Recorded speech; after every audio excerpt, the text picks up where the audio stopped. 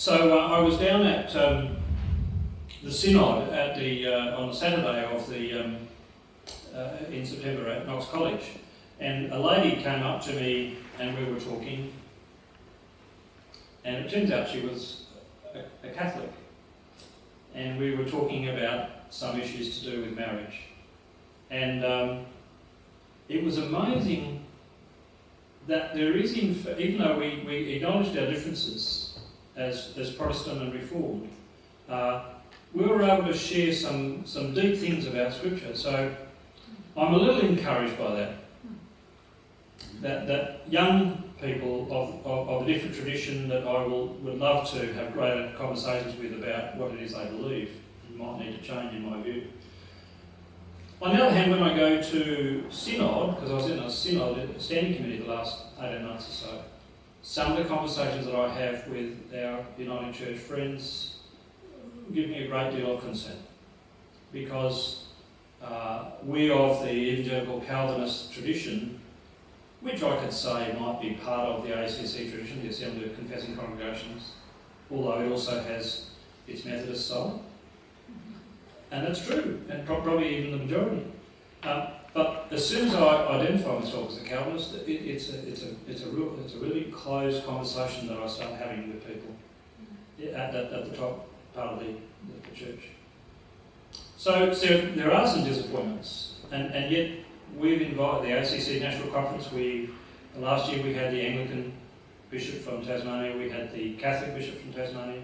This year we had the Catholic Bishop from Tasmania, from Northern Queensland. We had Katie Faust from America, who's a child rights advocate in the marriage space. So I'm very encouraged to see how faith and Scripture is percolating through different parts of the church. So I encourage you that we need to know in our own minds, be fully convinced of our faith, which comes from the reading of Scripture.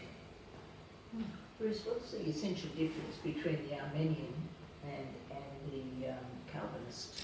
So, in a brief sense, the Council of Dort sort of tried to answer Arminianism as being a little awry of dead centre, wherever dead of theological centre is. I don't know whether there is such a thing, right?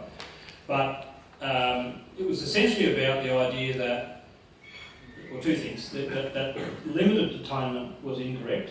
So the Calvinist idea that Christ only died for those who are to be saved, that his death is effective only for those who are to be saved by predestination. Okay, so the Calvinist position is strongly predestination.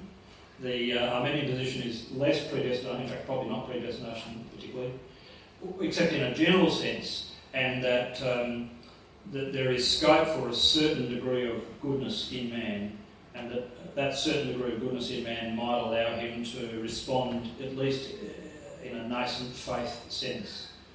Whereas total depravity would say that man cannot save himself, he can't bootstrap himself into heaven.